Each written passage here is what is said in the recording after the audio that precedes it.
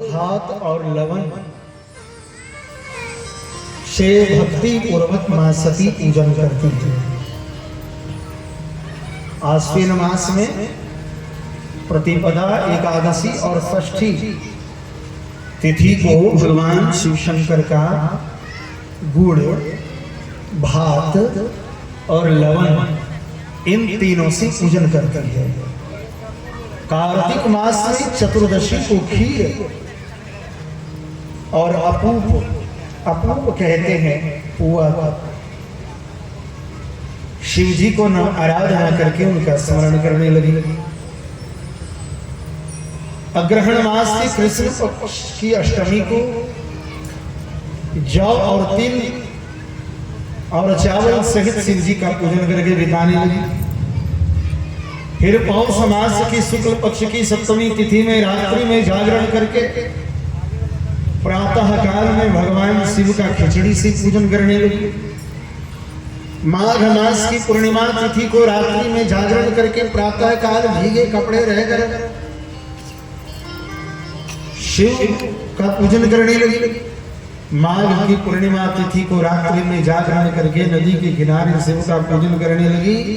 हाल कृष्ण पक्ष की चतुर्दशी को रात्रि में जागरण करके चारों प्रहरों में बिल्वपत्र और बिल्वफल से शिव की विशेष पूजा करने लगी। बेलपत्र और बेल से चैत्र शुक्ल चतुर्दशी को मैया सती पलाश पुष्प, पलाश जानते हैं ना, पलाश जानते हैं, झारखंड का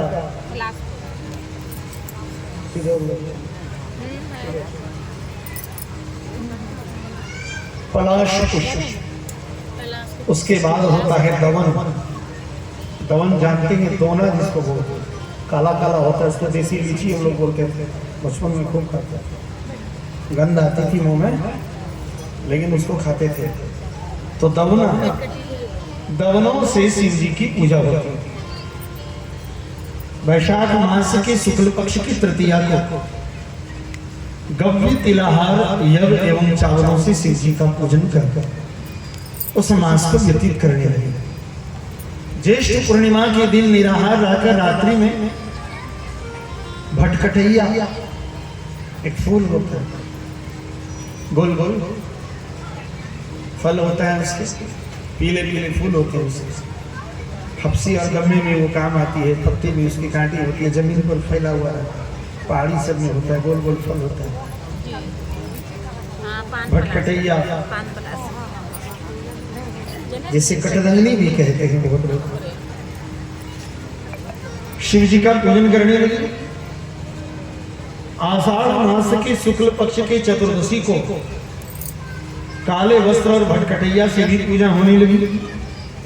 श्रावण मास के शुक्ल पक्ष की अष्टमी और चतुर्दशी तिथि को भगवान शिव का वस्त्र और जनेऊ से पूजन करने लगे। भाद्र मास के कृष्ण पक्ष की चतुर्दशी को अनेक प्रकार के पुष्प और फलों से शिव जी का पूजन करके केवल जल का आहार करने लगे। नानाविधे फले पुष्पे सस्यैस्तत्काल संभवै चक्रे सुनियताहारा जपनमासी शिवाचा। परिमित आहार करके मां सती भगवान शिव का पूजन करने लगी। नाना प्रकार के फल, पुष्प और सस्यों मतलब अनाजों के द्वारा शिवार्चन करते थे। भगवान शिव के अर्चन में एक मंत्र आया है यजुर्वेद में, ओम ब्री हयस्य मे जवास्य मे माघस्य मे तिलास्य मे मुद्गास्य मे खल्वस्य मे प्रियंगवस्य मे नमस्य मे श्यामाकास्य मे नीवारास्य मे गोधूमास्य मे मसूरास्य मे जगेन कल्पन्ताम्। शुक्ल यजुर्वेद रुद्राष्टाध्याय के 8वें अध्याय का यह मंत्र है। रोज आप लोग रुद्राभिषेक में ही मंत्र को सुनते होंगे। ब्रीहयस्य मे जवास्य मे माघास्य मे तिलास्य मे मुद्गास्य मे खल्वासमे प्रियंगवसमे नवसमे श्यामाकासमे नीवारासमे गोधूमासमे मसूरासमे प्रपन्नताम सर्ववासी सर्वदिन में शिवांचन यथा सती दृढ़व्रता भवत देवी स्वेच्छा धृतराकृति। अपनी इच्छा से मानव रूप धारण करने वाली सती दृढ़व्रत होकर के सभी महीनों में और सभी दिनों में शिव पूजन में तत्पर रहने लगी।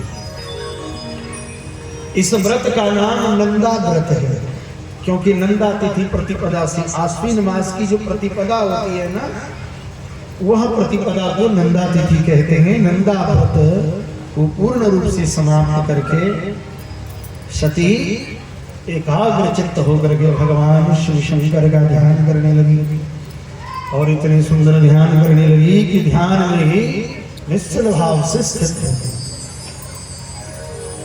शव देवता ऋषिगण चलते हैं, अरे चलो चलो चलो। सती तपस्या कर रही है भगवान शिव का, चलो देखने के लिए चलते। सारे देवता आए जहां पर मैया सती बैठकर तपस्या कर रही थी, देखिए मैया मूर्तिमंत होकर के बैठी है। शव देवताओं ने देख लिया, समझ लिया ये बनावटी भक्ति नहीं है, इनके अंदर वस्तुतः भक्ति है। सिद्धावस्था में पहुंच गई है, चेहरे से पता चल रहा है, आसन से पता चल रहा है कि सती सिद्धावस्था में पहुंच गई है। विष्णु आदि देवताओं ने हाथ जोड़कर और सिर झुका करके सती को प्रणाम करते हैं। जय त्वं देवी चांडे जय भूतातिहारिणी जय सर्वगते देवी कालरात्रि नमोस्तुते। सर्वमंगलमंगले शिवे सर्वार्थ साधिके शरण्ये त्र्यंबके गौरी नारायणी नमोस्तुते। समस्त देवताओं ने मां सती को प्रणाम किया और सती की भूरी भूरी प्रशंसा की। धन्य हो सती जी, धन्य हो सती, धन्य हो धन्य हो धन्य हो। और बारंबार प्रणाम करने लगे और प्रणाम करके समस्त देवता भगवान शिव के पास कैलाश पर आ गए। हर हर महादेव। बोला क्या हुआ देवगण? बोला महाराज हे महादेव, सती उस प्रकार से तपस्या कर रही है जैसे लक्ष्मी सहित भगवान विष्णु, सावित्री सहित मैं, उसी प्रकार सती सहित आपकी शोभा बड़ी अवर्णनीय है। आश्चर्यचकित होकर सभी लोगों ने भगवान शिव शंकर महादेव के चरणों में प्रणाम करके कहते हैं, प्रभु हे परम पुरुष महेश्वर परमेश्वर साक्षात आत्मा वाले, सभी प्राणियों के आदि बीज चेतन स्वरूप परात्पर ब्रह्म स्वरूप निर्विकार, प्रकृति से परे, हे अखंड, हे अद्वैत, हे अनामय, हे इंद्रियातीत, हे कालातीत, हे नाम रूपातीत, हे जगदीश्वर परमेश्वर, आपको बारंबार नमस्कार है। समस्त देवताओं ने भाव से स्तुति की भगवान महेश्वर का। यम भजन्ति चतुर्वर्गं कामयन्तीष्ट सद्गतिं शोभूतकरुणस्त्वं न प्रसन्नो भवते। एकान्तिनः कञ्चनार्थं भक्तां क्षति यस्य न केवलं चरितं ते गायन्ति परममंगलम्। सारे देवताओं ने, माता जी कुर्सी लगे तो किसी बगल बैठी, उधर किनारे चले और किनारे हो जाइए और किनारे हो जाइए जी।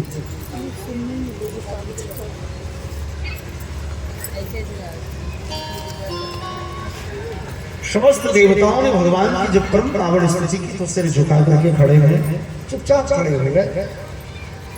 रुद्र कहते हैं, हे हरे हे विधे देवा शरीर भया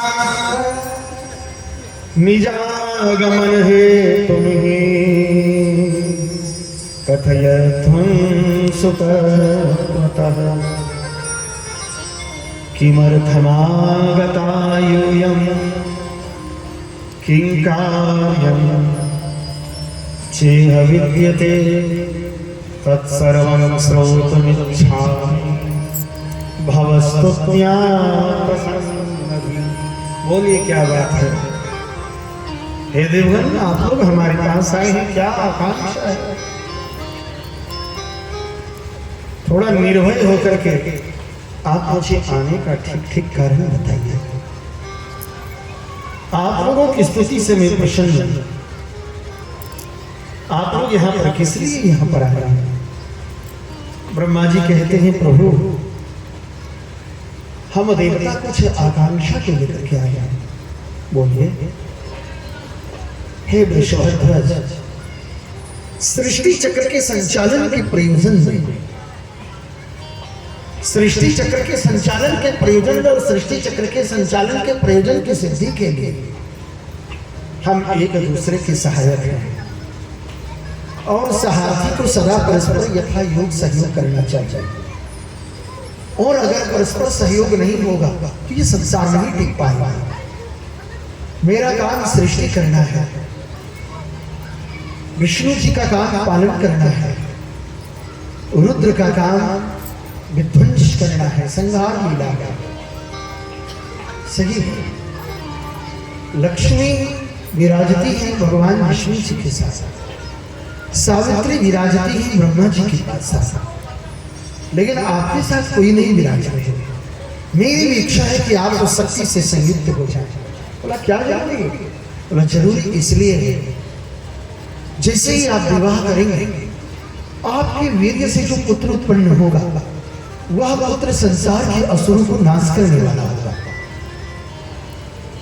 और भगवान शिव शंकर आपकी माया से ही देवताओं को सदा उत्तम सुख भी प्राप्त होगा। इसलिए हम चाह रहे हैं ब्रह्मा के मानस पुत्र प्रजापति दक्ष, उनके 60 कन्याओं में कन्या सती आपको प्राप्त करने के लिए कठोर तप कर रही है। सृष्टि स्थित्यन्त कर्माणि नौ कार्याणि यथा यथा शरीर भेदमस्माकं माययाश्च युज्यते। मैं जानता हूं प्रभु कि आपके मामांग से ब्रह्मा जी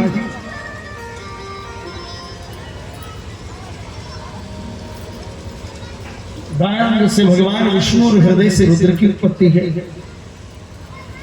एक ही शिव 3 भाग में है। मैंने बताया था कि शिव अलग है, रुद्र अलग है, शंकर अलग है। शिव और सदाशिव में अंतर है। वही शिव सदाशिव है जिनसे रुद्र की उत्पत्ति हुई। जो रुद्र भगवान माता सती का पानी ग्रहण कर रहे हैं,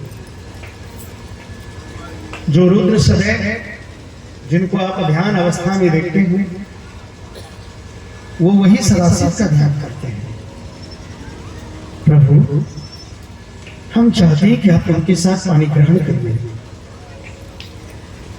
विश्व के हित के लिए प्रसन्नता पूर्वक लोक की सृष्टि के लिए पालन कार्य आप करिए। आप सपत्नीक हो जाएं। इसलिए विवाह क्यों करते हैं हम लोग? विवाह का अर्थ है राष्ट्र के हित के लिए। केवल अपने परिवार के हित के लिए विवाह नहीं है, अपने लिए विवाह हित के लिए विवाह नहीं है। विवाह राष्ट्र के हित के लिए है, धर्म की रक्षा के लिए विवाह है। विवाह भी अपने वर्ण में करना चाहिए। माता किसी और जाति की हो, पिता किसी और के हो, उससे जो पुत्र उत्पन्न होगा वह ना राष्ट्र का हितकर होगा, ना तुम्हारे कुल का हितकर होगा और ना ही तुम्हारा हितकर। इसलिए वंश परंपरा के अनुसार ही विवाह होनी चाहिए।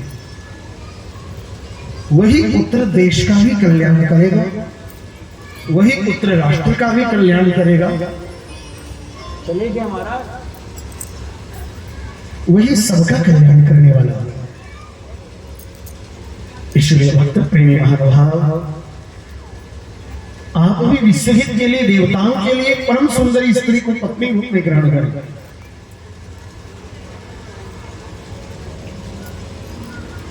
भगवान शिव विचार करते हैं,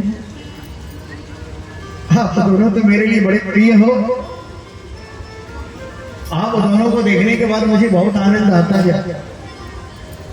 समस्त देवताओं में श्रेष्ठ और त्रिलोकी के स्वामी हैं, आप दोनों का वचन बड़ा गौरवपूर्ण है।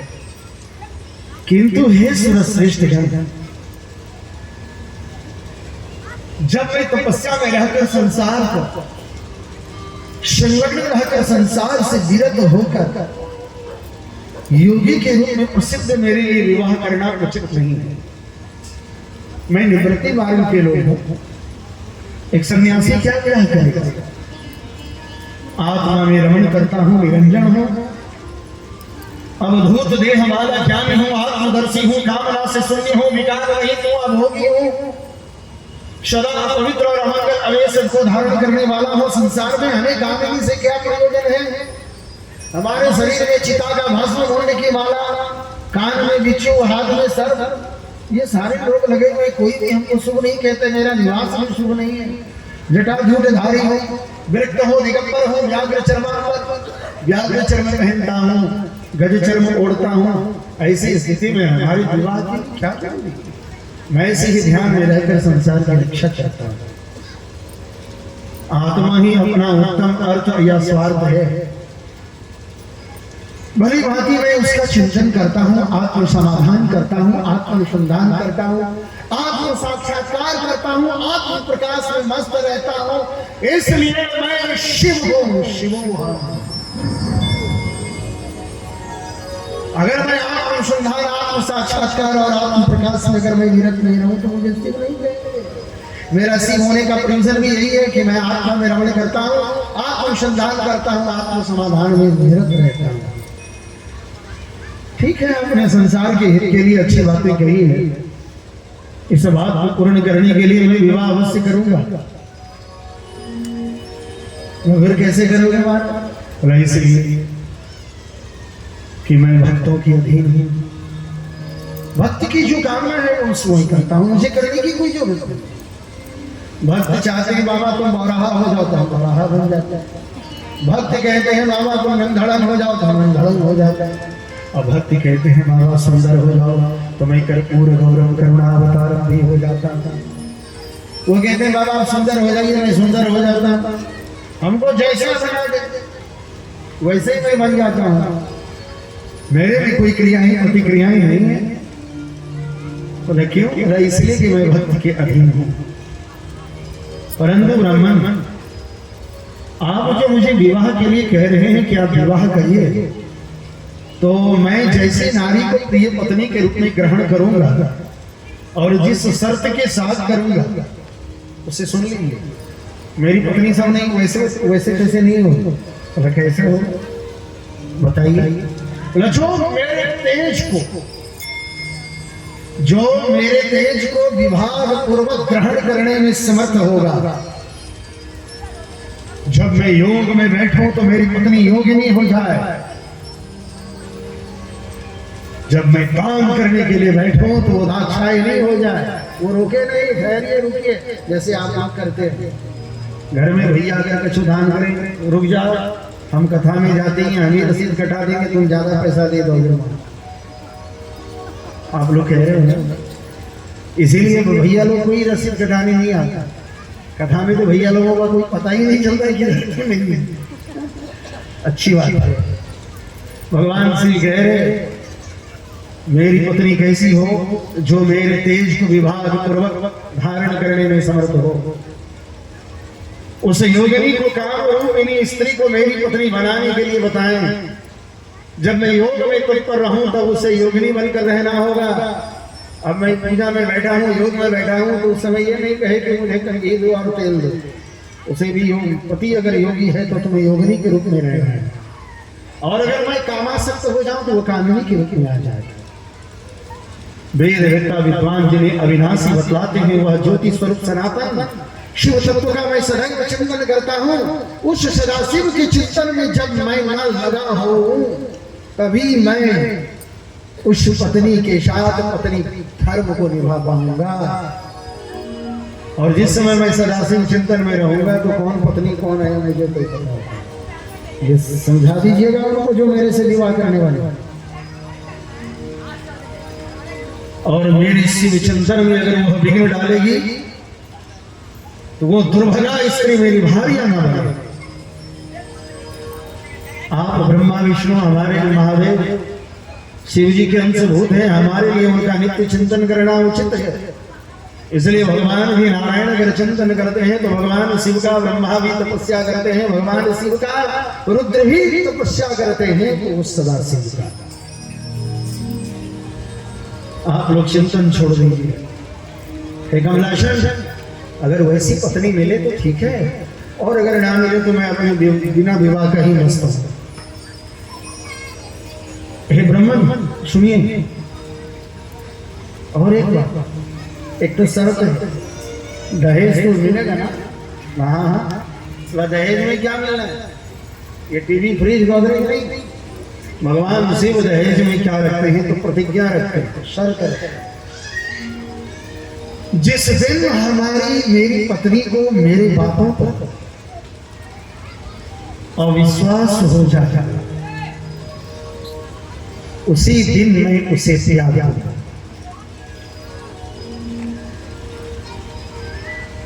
रुद्र की बात सुनकर भगवान विष्णु ब्रह्मा जी मन ही मन मुस्कुराते हैं। प्रभु आपकी बात पर किसी अविश्वास होगा नहीं हो सके। हम पत्नी को बोलेंगे वहां मत जाओ, लेकिन उसको अविश्वास हो जाए, वो चली जाए। अब जो काम हम मना करें वो काम वो कर ले, उस स्थिति पर मैं उसे त्याग दूंगा। प्रभु श्रीनाथ महेशान मार्गिताया दृशि त्वया निवेदयामि सुप्रीत्या तास्त्रियं तादृशीं विभो उमा सा भिन्नरूपे संजाता कार्यसाधिनी सरस्वती तथा लक्ष्मी द्विधारूपा पुरा प्रभु। मैंने जिस प्रकार की स्त्री का निर्देश किया है वैसी स्त्री के विषय में आपको कोई पता है? बोला हाँ पता है, मैं बता रहा हूं। वही उमा जगत के लिए भिन्न भिन्न रूप में प्रकट हुई है महाराज। बोला वही उमा, हाँ वही सरस्वती लक्ष्मी, ये जो दो रूप धारण करके पहले ही प्रकट हो चुकी है। महालक्ष्मी तो विष्णु की कांता है, सरस्वती तो मेरी कांता हुई, लेकिन लोग हित के कार्य करने के लिए तीसरा रूप धारण करके प्रकट हो गई है। बोला क्या नाम है? बोला तीसरा रूप में वो सती है, दक्ष पुत्री के रूप में अवतरण हुई है, और वही आपकी भार्या की सती है। आपके लिए कारणी होगी महाराज, और दृढ़ व्रत में रह करके आपके लिए तपस्या भी कर रही है, बड़ी प्रभाव से तप कर रही है। हे भगवान सती के ऊपर थोड़ी कृपा कर दीजिए, जाइए और उनके साथ आप विवाह कर दीजिए। भगवान विष्णु देवताओं हम सबों की यही इच्छा है। हे महादेव, हे करुणा कर, आपने जैसा कहा है वैसी ही सती है। आप जाइए उनसे विवाह करके इस त्रिलोकी में अपनी कृपा दृष्टि से शांत कर दीजिए। इत्युक्त्वा भगवान विष्णु तुष्णीमाश पुने सुधी तथा स्वीकृति विवस्याः प्रभुर्भक्त वत्सलः। हे मुने, भगवान विष्णु भी चुप हो गए, ब्रह्मा भी चुप हो गए। भगवान शिव ने वरदान दे दिया, एवमस्तु तथास्तु। बोलिए प्रेम से शिव शंकर भगवान की जय।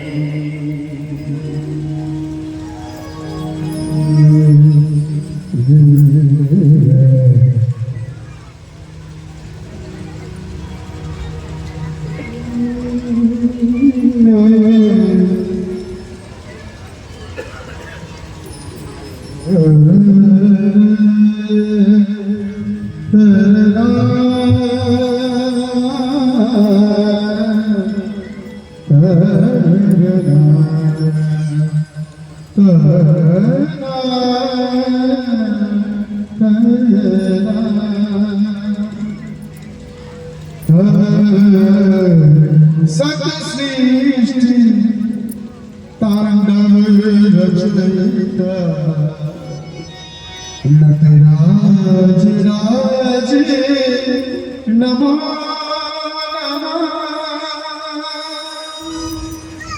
हे आदिगुरु शंकर पिता,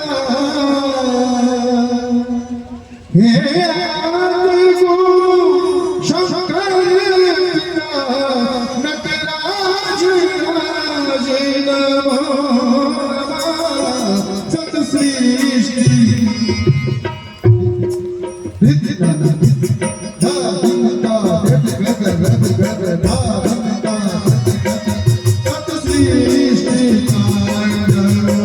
रचयिता नमो नमः। सत सृष्टि रचयिता नटराज राज नमो नमः। हे आदिगुरु शंकर पिता, हे आदिगुरु शंकर पिता, नटराज राज नमो नमः। सत सृष्टि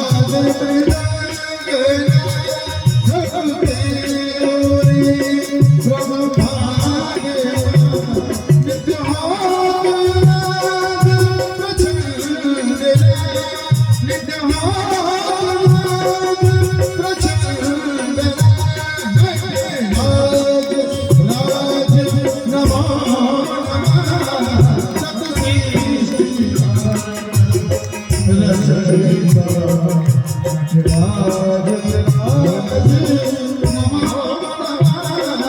सत सृष्टि रचयिता नटराज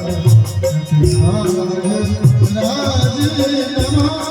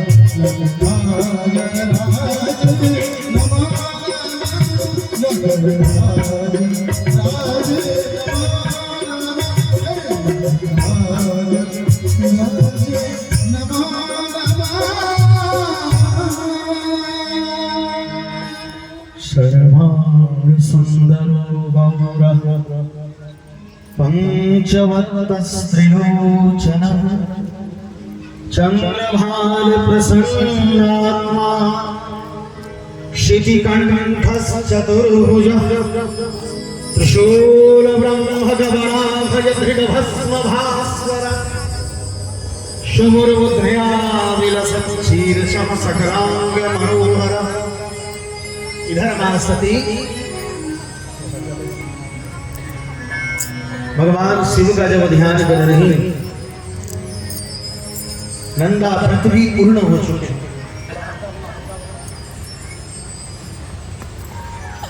भगवान शिव सामने प्रकट हो गए। सर्वांग शुद्र भगवान शिव शंकर गौर वर्ण के हैं और कितने मुख हैं। सर्वांग सुंदरो गौर पंचवक्त्रस्त्रिलोचन, भगवान भगवान शिव पंचवक्त्र के हो गए। चंद्रभाल प्रसन्नात्मा सती कंठस्य पुरोहित। 5 मुख और प्रत्येक मुख में 3 नेत्र।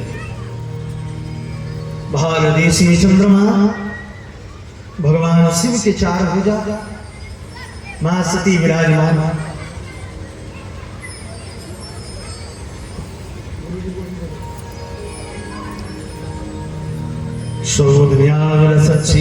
शकलांग मनोहर, उनका मुख करोड़ों चंद्रमाओं के समान प्रकाशमान। बड़े दिव्य सुंदर भाव में भगवान शिव शंकर दर्शन दे रहे हैं। मां सती के सामने प्रकट हो गई हैं। महादेव जी को देख करके मां सती अपनी लज्जा से अपने सिर को नीचे कर लेती हैं। महादेव जी कहते हैं, दक्षिणंदनी प्रीतोस्मि व्रतेनानेन सुव्रते वरमो वरयसंदास्य यतो भाविमतं भवे। दक्षिणंदिनी, तुमने ये जो नंदा व्रत किया है ना, इस नंदा व्रत से मैं प्रसन्न हूं। तुम्हारा अभिष्ट जो वर हो वो मांग लो, मैं उसे प्रदान करूंगा।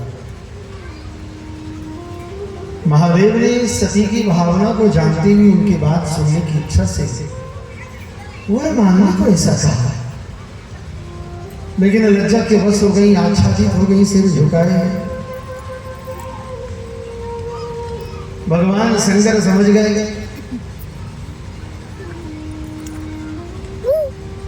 हर एक संसार की स्त्री को अगर किसी भी पुरुष को अगर पसंद करना चाहिए, करना हो तो उसके लिए क्या है,